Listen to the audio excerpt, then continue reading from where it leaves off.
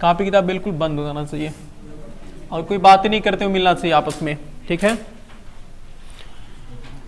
हमने कल पढ़ा था विद्युत आवेश पढ़ा था ना, आज हम पढ़ेंगे विद्युत धारा। क्या पढ़ेंगे? विद्युत धारा। उसी को हम धारा भी बोलते हैं, उससे हम इंग्लिश की भाषा में इलेक्ट्रिक करंट बोलते हैं। क्या बोलते हैं? Electric current. इलेक्ट्रिक करंट बोलते हैं। देखो इलेक्ट्रिक करंट क्या होता है। अच्छा बताओ, दूरी में और चाल में क्या फर्क होता है? दूरी मतलब होता है कि अगर हम यहां से, अगर हमने काली से नाथनगर गए तो हमने इतना किलो, देख लो कौन सी मीटिंग चल रही है,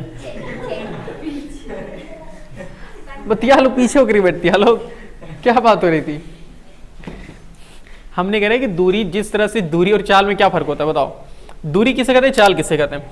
मान लो, देखो ध्यान से सुनो, तुम काली में हो, काली से हमें कहां जाना है?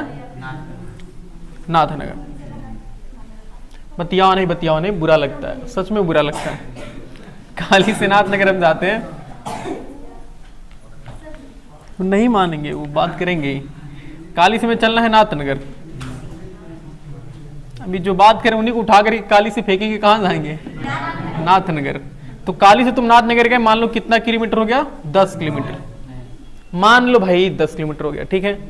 अब अगर हम कहें कि हमने काली से नाथनगर जाने में 1 घंटा लग गया, तो हम कहेंगे कि हमारी चाल कितनी है?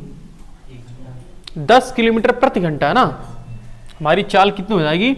हमारी चाल हो जाएगी 10 किलोमीटर प्रति घंटा। तो अगर हम इसको समय के साथ संबंध स्थापित कर दें, अगर हम दूरी को समय के साथ संबंध स्थापित कर दें तो उसी को हम बोलते हैं चाल। चाल भी एक्चुअल में देखो दूरी ही तो है 10 किलोमीटर, बस हमने कहा है कि हम इस 10 किलोमीटर की दूरी को 1 घंटे में तय कर रहे हैं, इसका ये मतलब होता है चाल का। अगर हम कह रहे हैं कि हमारी जो बाइक है, हमारी साइकिल है, वो 20 की स्पीड, 20 की एवरेज दे रही है, मतलब 20 किलोमीटर प्रति घंटा, ऐसा जूम करो, साइकिल हमारी है 20 किलोमीटर प्रति घंटा की चाल से चलती है। इसका मतलब क्या होता है कि हम 1 घंटे में कितना दूर जा सकते हैं? 20 किलोमीटर। तो अगर हम दूरी को समय के साथ संबंध स्थापित कर देते हैं तो इसको हम क्या बोलने लग जाते हैं? चाल बोलने लग जाते हैं। उसी प्रकार अगर हम आवेश को समय के साथ संबंध स्थापित कर दें तो उसी को हम बोलने लग जाते हैं कि विद्युत धारा। देखो कैसे हुआ। तो इसी को छोटी सी परिभाषा में हम बोलते हैं कि आवेश की प्रवाह को, दर को, आवेश के प्रवाह की दर को क्या बोलते हैं? विद्युत धारा कहते हैं। विद्युत धारा कहते हैं, विद्युत धारा कहते हैं। देखो जहां पर भी तुम्हें फिजिक्स में दर आए उसका मतलब समझ जाओ किससे है? समय से। अगर दर आ जाए तो समझ जाओ कि समय से हमें क्या करना है? भाग करना, गुणा नहीं करना होता, ठीक है। अगर कहीं पर दर आ जाए तो समझ जाओ हमें क्या करना है? भाग करना है। तो अब बताओ सूत्र क्या बन जाएगा हमारा? यानी कि विद्युत धारा बराबर हो गया, विद्युत धारा बराबर हो गया आवेश बट्टा समय। अभी हम बात करते हैं ये सब क्या होता है, आवेश बट्टे समय। ओके, अब जो विद्युत धारा है, इस विद्युत धारा को हम कैपिटल आई से प्रदर्शित करते हैं। किससे? विद्युत धारा, करंट, कैपिटल आई से प्रदर्शित करते हैं इसे हम आई से प्रदर्शित करते हैं। और जो आवेश होता है उसको हम जानते हैं किससे प्रदर्शित करते हैं? क्यू से। और समय को हम किससे? टी से। ओके, तो अब विद्युत धारा यानी कि कैपिटल आई बराबर क्या? आवेश मतलब क्या? क्यू अपान टाइम मतलब क्या? टी। तो ये किसकी परिभाषा होगी? किसका मतलब सूत्र हो गया? विद्युत धारा का। विद्युत धारा का सूत्र क्या हो गया? आवेश बट्टे समय। ओके, अब देखते हैं इसका, या फिर अभी थोड़ा सा हम बात कर लेते हैं आगे। पहले मात्रक देख लेते हैं। इसका मात्रक क्या होगा? मात्रक मतलब यसाई मात्रक, ठीक है। यसाई मात्रक देखते हैं क्या होगा। बताओ यसाई मात्रक, तो क्यू बताओ क्या? आवेश है ना। आवेश का मात्रक क्या होता है? कूलाम। हमने अभी कल पढ़ा था। आवेश का मतलब मात्रक है कूलाम बट्टा, और समय का मात्रक क्या है? समय, हाँ सेकंड। समय मतलब सेकंड, समय को हम सेकंड से नापते हैं ना, तो एसआई मात्रक क्या हो गया, कूलाम प्रति सेकंड, कूलाम प्रति सेकंड, कूलाम प्रति सेकंड है, कूलाम बाई सेकंड, जिसको हम और शॉर्टकट में बोल सकते हैं सी बाई एस, कूलाम प्रति सेकंड। सही है, ओके। अब इसके बारे में, विद्युत धारा के बारे में हमारे एक साइंटिस्ट थे जिन्होंने बताया था विद्युत धारा के बारे में, विद्युत धारा के बारे में हमारे पास एक साइंटिस्ट थे, मतलब है नहीं, गुजर चुके। वो 1775 ईस्वी से काम कर रहे थे, मतलब जिए थे, जन्मे थे, और 1836 में गुजर गए थे। इतने साल इनकी मतलब डेटा वो है, इनकी लाइफ है पूरी। 1775 में जन्म लिए थे और 1836 में उनकी मृत्यु हो गई थी। तो इस समय एक साइंटिस्ट हुआ करते थे जिनका नाम था एंडर्स मारिए एम्पियर, एंडर्स मारिए एम्पियर। तो ये थे एंडर्स मारिए एम्पियर, ठीक है। तो एंडर्स मारिए एम्पियर थे, इन्होंने विद्युत धारा के बारे में बताया था। तो इसी वजह से ये जो एसआई मात्रक किसका, यानी कि विद्युत धारा का जो एसआई मात्रक होता है ना, विद्युत धारा का एसआई मात्रक, विद्युत धारा का एसआई मात्रक क्या होता है, विद्युत धारा का एसआई मात्रक होता है कूलाम प्रति एम्पियर होता है ना, कूलाम प्रति सेकेंड, कूलाम प्रति सेकेंड। तो इन्होंने खोजा था, इसी वजह से इनके सम्मान में इसका मात्रक क्या बोल दिया गया, एम्पियर, एम्पियर बोल दिया गया। और कूलाम प्रति सेकंड को हम सी बाई एस से डिनोट करते हैं ना, उसी तरह से एम्पियर को हम कैपिटल ए से प्रदर्शित करते हैं। तो चाहे तुम एम्पियर लिखो चाहे फिर कूलाम प्रति सेकंड लिखो, तो जाहिर सी बात है कि हम लोग शॉर्टकट की तरफ भागते हैं ज्यादा, तो हम क्या बोल देंगे, एम्पियर। तो कहीं पर भी अगर विद्युत धारा का मात्रक पूछेगा तो हम क्या बताएंगे, एम्पियर। लेकिन उसका मात्रक क्या है, कूलाम प्रति सेकंड, चाहे कूलाम प्रति सेकंड बोलो चाहे एम्पियर बोलो, दोनों मात्रक हमारे लिए क्या है, सही है।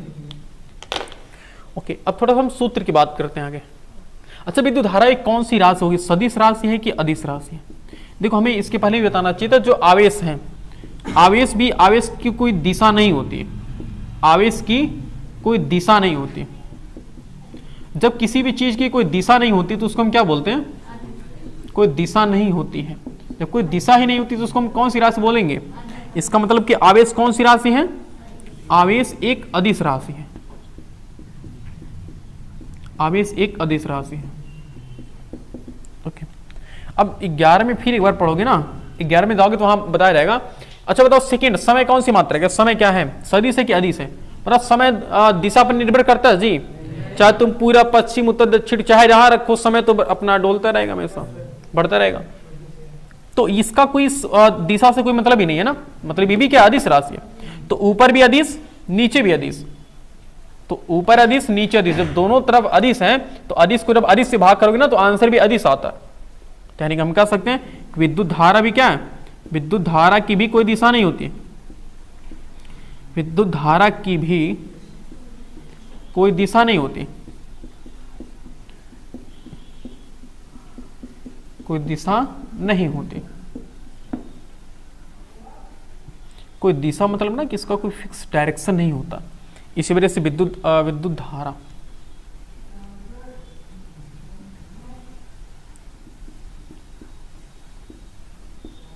विद्युत धारा, तो इसका मतलब विद्युत धारा भी कौन सी राशि है, अदिश राशि। विद्युत धारा भी एक अदिश राशि है। दिशा मतलब ऐसा हम समझा रहे हैं कि जैसे नहीं कि अगर हम पूरब से पश्चिम जा रहे हैं तो मान कुछ और होगा, पश्चिम से पूरब जा रहे हैं तो कुछ मान कुछ और होगा, तो ऐसा इसकी केस में नहीं है। अगर इधर से इधर जा रहा है तो 10 एम्पियर है, तो उधर से इधर भी आएगा तो भी कितना होगा, 10 एम्पियर। तुम चाहे जैसे जोड़ दो उसमें से 10 एम्पियर धारा ही प्रवाहित होगी। हाँ हाँ हाँ, उसके लिए वो पढ़ना पड़ेगा, क्लास 11 में जाना पड़ेगा, तो वो सदिश आता है। अगर दोनों में से कोई एक अदिश सदिश हो गया, अगर इनमें से कोई एक सदिश हो गया तो वो सदिश आ जाता है। लेकिन वो क्लास 11 में ना सदिश राशि पूरा चैप्टर ही होता है, भारी भरकम सा चैप्टर। जिस तरह से तुम्हें यहाँ त्रिकोणमिति में थोड़ा सा डर लगता है ना, उसी तरह से वहाँ सदिश राशि होती है। तो हमें सदिश राशियों के बारे में पढ़ना होता है। उसमें डॉट प्रोडक्ट, डॉट प्रोडक्ट है, क्रॉस प्रोडक्ट है, ये सब चीज़ें पढ़ना होता है। थोड़ा सा नई चीज़ें होती हैं, इस वजह से हमें थोड़ा डर लगता है और कुछ नहीं है। हालांकि उतना, जैसे कि अब बताओ इलेक्ट्रिसिटी थोड़ा सा तुमने पहले पढ़ चुके हो, इस वजह से उतना डर नहीं लग रहा है, नहीं तो पहली बार पढ़ते तो थोड़ा बहुत अजीब लगता है कि क्या क्या हो रहा है, और बिल्कुल नई चीज़ है ना। इसके पहले हम क्लास 8 में या फिर इसके बारे में पढ़े थे, कभी कुछ नहीं पढ़े थे, तो 8 पढ़े ही नहीं हो। हाँ, अब देखो सूत्र की तरफ थोड़ा ध्यान देते। आई बराबर क्या हमने पढ़ा, आई बराबर क्यू अपान टी। तो क्या हम बट्टी करके क्रॉस मल्टीप्लाई करा सकते क्या, तिरे गुड़ा, तो क्यू बराबर क्या हो जाएगा आई टी। इसको ना समीकरण एक नाम देकर के छोड़ दो जरा। हमने अभी ताजा ताजा पढ़ा था, यानी कल Q बराबर हमने एक और सूत्र पढ़ा था, यानी E पढ़ा था। अब बताओ यहां तो अजीब हो गया, यहां कह रहा है Q बराबर हम एन के, यहां कह रहा है Q बराबर हम आई टी के, तो दोनों आपस में बराबर हो जाएंगे ना। तो समीकरण एक तथा दो से, समीकरण एक तथा दो से हम क्या बोल सकते हैं कि Q बराबर एन ई बराबर आई टी। बोलो सही है, जहां सबका मान तुम्हें पता होना चाहिए कि सबका मतलब क्या है। Q का मतलब क्या है, आवेश। N का मतलब क्या है, इलेक्ट्रॉनों की संख्या, इलेक्ट्रॉनों की संख्या, इलेक्ट्रॉनों की संख्या। और मुझे बताओ E क्या है, इलेक्ट्रॉनिक आवेश बोले थे ना, जिसे हम इलेक्ट्रॉनिक चार्ज बोलते हैं। इलेक्ट्रॉनिक आवेश कितना होता है ये, 1.6 × 10⁻⁻19 कूलम। और I मतलब हमने क्या पढ़ा है, विद्युत धारा, विद्युत धारा। और T मतलब क्या है, समय। ओके, हमने इतना चीजें पढ़ चुके, मतलब अब हम क्वेश्चन लगाने की तरफ बढ़ सकते हैं आराम से, कोई दिक्कत नहीं है। उसके पहले मुझे एक और चीज थोड़ा सा ये याद करा दो कि एक कूलम आवेश उत्पन्न करने के लिए हमें कितने इलेक्ट्रॉनों को प्रवाहित करना पड़ेगा, याद है 6.25 × 10⁻18 इलेक्ट्रॉन। थोड़ा पढ़ा करो, पढ़ा करो। पवन कम बोला करो, तुम पढ़ा मत करो लेकिन कम बोला करो, ठीक है। तो एक कूलम आवेश प्रवाहित करे, एक कूलम आवेश उत्पन्न करने के लिए हमें कितने इलेक्ट्रॉनों को प्रवाहित करना पड़ेगा, 6.25 × 10⁻18 इलेक्ट्रॉन। तुम्हें याद होना चाहिए, ठीक है। नोट करो, नोट करो, नोट करो, हम सवाल लगा सकते हैं। देखो यहां पे हमने क्या पढ़ा है, विद्युत धारा,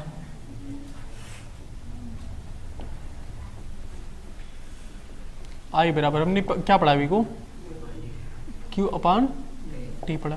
और हमने एक संबंध देखा है, Q बराबर आई बराबर नहीं, Q बराबर एन ई बराबर आई टी देखा ना। हमने एक संबंध अभी को देखा है, Q बराबर एन ई बराबर आई टी। ओके, और हमने एक और चीज देखा है, विद्युत धारा का मात्रक क्या हुआ करता है, एम्पियर। अच्छा, एम्पियर हम इंग्लिश में लिखे थे ना, हमने क्या कि हिंदी में नहीं लिखे। एम्पियर मतलब क्या, इसी को कूलम प्रति सेकंड भी बोल सकते हैं ना, कूलम प्रति सेकंड भी बोल सकते हैं। यहां से एक और चीज पूछता है, यहां से पूछता है 1 एम्पियर की परिभाषा बताइए।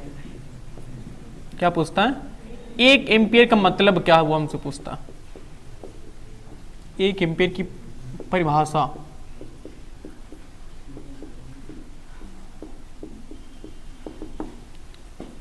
ये क्या होता है, 1 एम्पियर मतलब क्या समझते हो। अच्छा सोचो 1 एम्पियर कब आएगा। देखो चूंकि हमें हमारे पास सूत्र क्या है, Q बराबर नहीं, I बराबर Q अपान टी है ना, तो I। अच्छा बताओ I का मान 1 एम्पियर कब होगा, जब दोनों का मान 1 हो ना, या फिर दोनों का मान समान हो। तो हम 1 मान लेते हैं, माना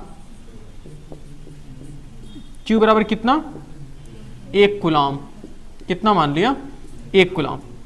तथा समय बराबर कितना मान लेते हैं, तथा समय T, समय बराबर 1 कूलम नहीं 1 सेकेंड बोलते हैं, समय बराबर 1 सेकेंड।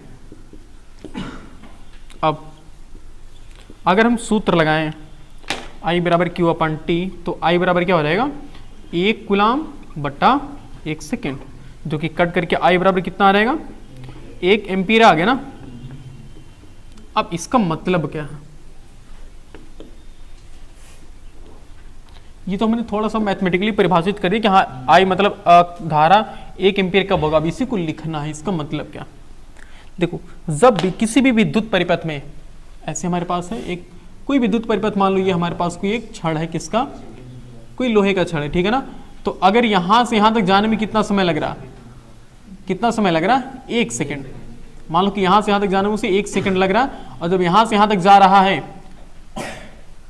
और 1 सेकेंड में ऐसा मान लो कि 1 सेकेंड में कितने इलेक्ट्रॉन निकल गए यहां से यहां तक, 1 सेकेंड में लगभग 6.25 × 10⁻18 इलेक्ट्रॉन यहां से गुजर गए। अब सोचो जब इतने इलेक्ट्रॉन यहां से गुजरेंगे 1 सेकेंड में, अच्छा पहले ये सोचो जब इतने इलेक्ट्रॉन निकलेंगे यहां से, इसमें कितना आवेश उत्पन्न होगा। अभी कल हमने देखा था ना कि जब इतने इलेक्ट्रॉन प्रवाहित होते हैं तब 1 कूलाम का आवेश उत्पन्न होता है ना। तो इसका मतलब कि जब इतने इलेक्ट्रॉन यहां से गुजरे हैं, इसमें कितना कूलाम आवेश उत्पन्न हुआ है, 1 कूलाम ना। तो 1 कूलाम यानी कि 1 सेकेंड में किसी भी विद्युत परिपथ में जब 1 सेकेंड में 1 कूलाम आवेश प्रवाहित हो, 1 कूलाम आवेश उत्पन्न हो, तब हम कह सकते हैं कि उस परिपथ में विद्युत धारा कितनी प्रवाहित हो रही है, 1 एम्पीयर की विद्युत धारा प्रवाहित हो रही है। यानी कि हम कह सकते हैं, परिभाषा थोड़ा सा और अच्छे से लिखें तो हम लिख सकते हैं, जब किसी विद्युत परिपथ में, जब किसी विद्युत परिपथ में 1 सेकेंड में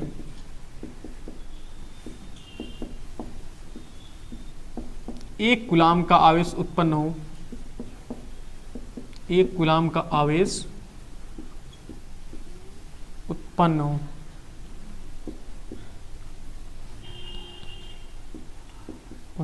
हो, तो उस परिपथ में, परिपथ समझते हो, परिपथ मतलब एक तारों का एक रास्ता, ठीक है, वो आगे बताया जाएगा। अभी समझो, पर जैसे सड़क नहीं होता है, जैसे गाड़ियों का रास्ता होता है ना, उसी तरह से परिपथ मतलब क्या है, इलेक्ट्रॉनों का रास्ता जो होता है। तो जब किसी विद्युत परिपथ में 1 सेकंड में 1 कूलाम का आवेश उत्पन्न हो, तो उस परिपथ में प्रवाहित धारा कितनी कहलाती है, 1 एम्पीयर कहलाती है, 1 एम्पीयर कहलाती है। ये देखो, जब किसी विद्युत परिपथ में, यानी कि विद्युत परिपथ मान लो ये है, इसमें 1 सेकंड में 1 कूलाम का आवेश उत्पन्न हो रहा है। किसी एक पॉइंट को हमने ले लिया, इस पॉइंट को हमने ले लिया, हमने इस पॉइंट पर ऑब्जर्व कर रहे हैं। तो जैसे हमने देखा 1 सेकंड हुआ, तुरंत 1 एम्पीयर 1 कूलाम का आवेश उत्पन्न हो गया। मतलब 1 सेकंड में इस बिंदु से 1 सेकंड में इतने इलेक्ट्रॉन ऐसे एकाएक चले जा रहे हैं। तब हम कह सकते हैं इसमें कितनी धारा प्रवाहित हो रही है, इसमें 1 एम्पीयर की धारा प्रवाहित हो रही है। अगर नहीं पल्ले पड़ रहा है, देखो ऐसे, इसका मतलब मान लो कि सड़क है, ये रोड है, ऐसे ये रोड है, ठीक है, बीच में डिवाइडर थे मान लो, हमने यहां पर खड़े हुए, ठीक है ना, हमने यहां पर एक बंदा ऐसे खड़ा होकर के देख रहा, एक लड़का ऐसे खड़ा होकर के देख रहा। अब यहां से मान लो कि ये सड़क क्या है, सड़क की परिपथ है, ठीक है ना, और हम यहां खड़े होकर के देख रहे हैं। हमने देखा कि अपनी घड़ी में देख रहे हैं, टाइमर लगाए हुए, जैसे ही 1 सेकंड हुआ, इसमें से कितने इलेक्ट्रॉन निकल गए, इसमें से 6.25 × 10⁻18 इलेक्ट्रॉन तुरंत आगे बढ़ गए, 10⁻18 इलेक्ट्रॉन एक ही सेकंड में। इस बिंदु से, हम यहां इस बिंदु से ऑब्जर्व कर रहे हैं ना, हम इस बिंदु से देख रहे हैं, अगर इस बिंदु से 1 सेकंड हुआ, जैसे 1 सेकंड हुआ, तुरंत कितने इलेक्ट्रॉन यहां से यहां चले गए, 6.25 × 10⁻18 इलेक्ट्रॉन चले गए। और जब इतने इलेक्ट्रॉन जाएंगे, इस परिपथ में कितना आवेश उत्पन्न होगा, 1 कूलाम का आवेश उत्पन्न होगा ना। तब हम उस आवेश को बोल सकते हैं कि हाँ, इस आवेश के आधार पर हम बोल सकते हैं कि अगर 1 सेकंड में इतने इलेक्ट्रॉन उत्पन्न हो, इतने इलेक्ट्रॉन आगे प्रवाहित हो रही हैं, मतलब ऐसे कहो कि 1 सेकंड में 1 कूलाम का आवेश उत्पन्न हो रहा है, मतलब कितना धारा प्रवाहित हो रही है, 1 एम्पीयर की धारा प्रवाहित हो रही है। कुछ समझ में आया नहीं? हाँ, अरे हाँ ना बोलोगे?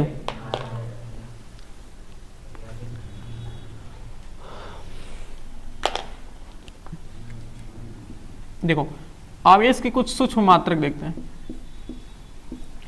आवेश के सूक्ष्म मात्रक, सूक्ष्म मतलब कुछ छोटे मात्रक, कुछ छोटे मात्रक।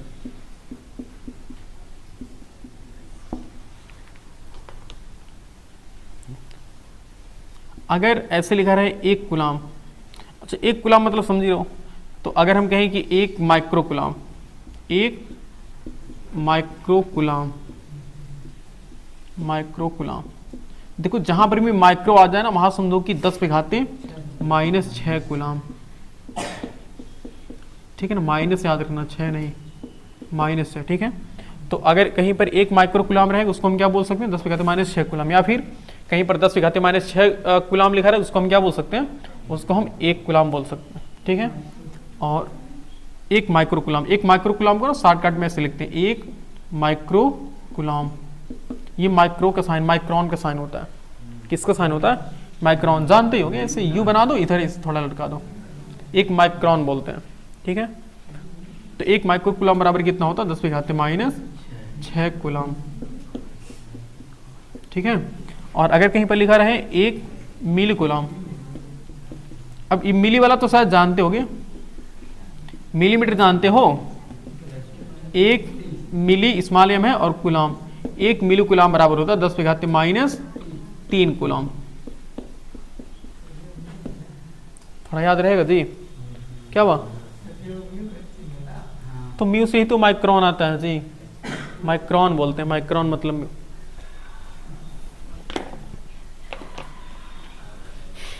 ओके।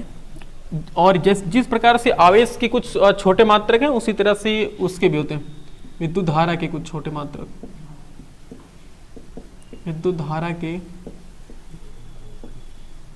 कुछ छोटे मात्रक, विद्युत धारा के कुछ छोटे मात्रकों में कौन कौन आ जाएंगे, सी में ही आएंगे। अगर कहीं पर लिखा रहे 1 micro ampere, 1 micro ampere, micro ampere मतलब कैसे लिख लोगे, ऐसे लिखो ना, 1 माइक्रो एम्पियर बराबर कितना होता है, 10 पे घाते -6 एम्पियर, माइनस है यार, प्लस है नहीं, प्लस हो रहेगा तो बहुत बड़ी हो जाएगी ना, छोटे मात्रक, ओके। उसी तरह से होता है 1 मिली एम्पियर, 1 मिली एम्पियर, अगर कहीं पर लिखा रहे 1 मिली एम्पियर तो समझ जाना कितना एम्पियर है वो, 10 पे घाते -3 एम्पियर है, 1 मिली एम्पियर बराबर होता है 10 पे घाते -3 एम्पियर। और एम्पियर को हम स्मॉल एम से डिनोट, मतलब स्मॉल एम करें, इस एम्पियर नहीं, हम इसको मिली को किसे प्रदर्शित करते हैं, स्मॉल एम से, और एम्पियर को हम कैपिटल ए से प्रदर्शित करते हैं, ठीक है ना। तो याद रखो कि माइक्रो मतलब होता है 10 पे घाते -6 और मिली मतलब क्या होता है 10 पे घाते -3 होता है, ठीक है। जैसे ये जब हम क्वेश्चन सॉल्व करेंगे ना तो क्वेश्चन में ये चीजें आएंगी कभी कभी कि कहेगा कि किसी क्या क्या अरे जाता तो -15 तक है, तुम फरमी तक जाता है, तुम नोट करो यार, बीच बीच में नहीं बोलना चाहिए, खाली रहे तब ये चीज बोलना चाहिए। देखो एक क्वेश्चन लिखते हैं फिर इसको समझते हैं क्या है इसका मतलब। हमारे पास एक क्वेश्चन है, क्वेश्चन लिखते रहो साथ में। किसी परिपथ में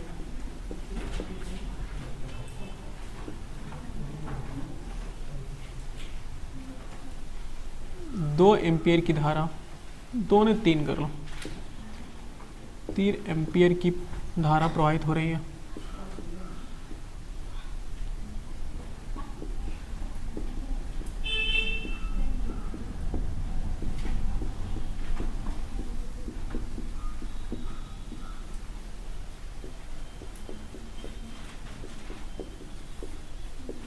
तो इस परिपथ से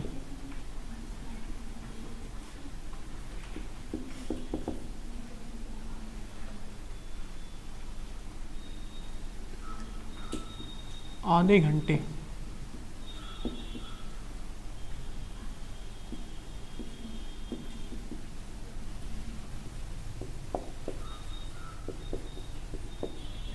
प्रवाहित इलेक्ट्रॉनों की संख्या ज्ञात कीजिए।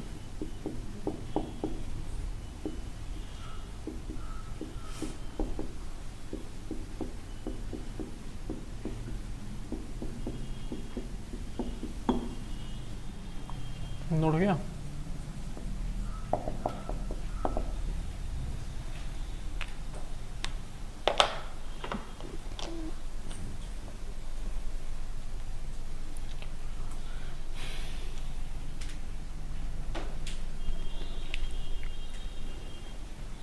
सॉल्व किया ना। देखो इसका मतलब क्या कह रहे किसी परिपथ में 3 एम्पीयर की धारा प्रवाहित हो रही है, यानी कि धारा कितना दिया। अच्छा धारा क्या है, चाहे विद्युत धारा के बाद सेम है ना, हमने लिखा था परिभाषा में, चाहे धारा लिखो चाहे विद्युत धारा, यानी फिर इलेक्ट्रिक करंट या फिर करंट बोलो, तो विद्युत धारा। और विद्युत धारा के साथ साथ हम उसका सिंबल भी लिखेंगे, उसका प्रतीक भी लिखेंगे। हम कैपिटल आई लिखते हैं ना। विद्युत धारा कितना दिया है, 3 एम्पीयर दिया। ओके, और प्रवाहित हो रही इस परिपथ में आधे घंटे में, यानी कि समय कितना दिया, समय बराबर 1/2, यानी कि टी बराबर कितना दिया, आधा घंटा ना, 1/2 घंटे। अब मुझे बताओ 1 घंटे में कितने मिनट होते हैं, 1 घंटे में 60 मिनट होते हैं, बताइए। हाँ आधे घंटे में मैं बोला ना। अच्छा 1 घंटे में पूछे, मतलब हमने पूछा गलत है, सोचा सही था। मतलब आधे घंटे में कितने मिनट होंगे बताओ, आधे घंटे में 30 मिनट होंगे। अच्छा हमें इसको सेकंड में चेंज करना चाहिए ना, हमने क्योंकि देखा कि आवेश का मात्रा क्या होता है, कूलाम प्रति सेकंड होता है ना, तो सेकंड। अब 30 मिनट में कितने सेकंड होंगे, तो 60 से गुणा करेंगे ना, यानी कितना हो गया 1800 सेकंड, 1800 सेकंड, यानी कि 1800 सेकंड में बताओ कितनी विद्युत धारा प्रवाहित हो गए, मतलब कितने इलेक्ट्रॉन प्रवाहित हो गए। अब देखो हमारे पास सूत्र क्या होता है, चूंकि Q बराबर NE बराबर क्या होता है IT। जब 3 चीजें आपस में इक्वल है तो किन्हीं, जब 3 चीजें आपस में बराबर होती हैं तो किन्हीं 2 का हम आपस में बराबर कर सकते हैं ना। हमें किसका मान ज्ञात करना जी, 1 मिनट बताओ तो जरा, किसका मान हमें ज्ञात करना, इलेक्ट्रॉनों की संख्या, यानी क्या मान ज्ञात करना, स्मॉल n ज्ञात करना ना, इलेक्ट्रॉनों की संख्या। इलेक्ट्रॉनों की संख्या मतलब क्या, स्मॉल n बराबर क्या, यही हमें ज्ञात करना। ओके लिखेंगे, चूंकि Q बराबर हमने सूत्र क्या पढ़ा है, यानी, और यानी बराबर क्या होता है IT, तो क्या हम यानी बराबर IT लिख सकते हैं। ओके तो NE बराबर हो गया हमारे पास IT। तो n कितना दिया है पता हमें नहीं, ये तो हमें निकालना है। अच्छा E कितना दिया है, नहीं E का मान कभी देगा भी नहीं, तो हमें E का मान याद रखना चाहिए। E का मान कितना होगा, 1.6 × 10⁻⁻19 कूलम, ये याद रखना पड़ेगा। तो 1.6 × 10⁻⁻19 कूलम बराबर I का मान कितना दिया भाई सब, 3 एम्पीयर धारा प्रवाहित हो रही है और कितना समय लग रहा है 1800 सेकेंड।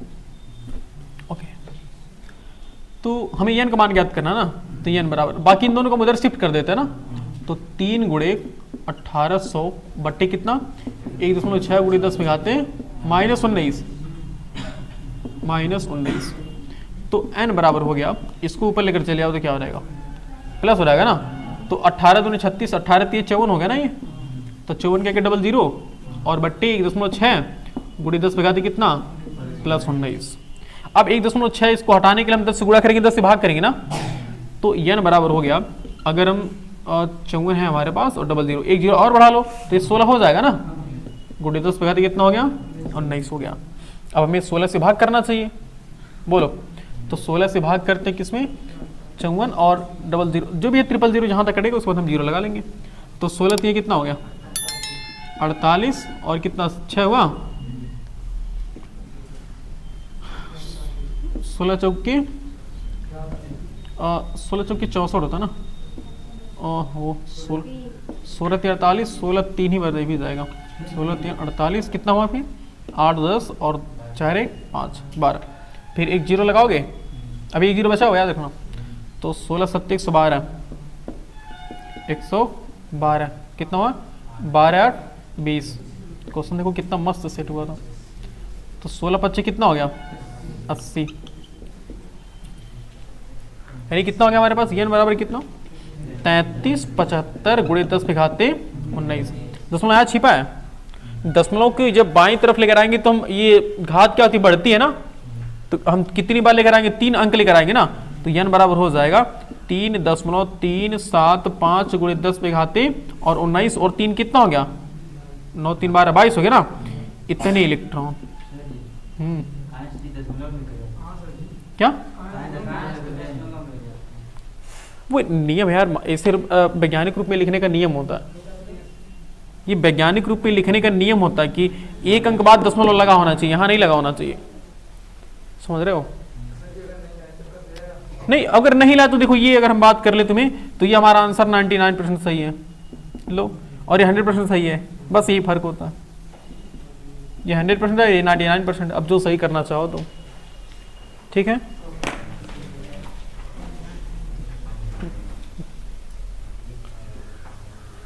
नोट कर लो एक क्वेश्चन।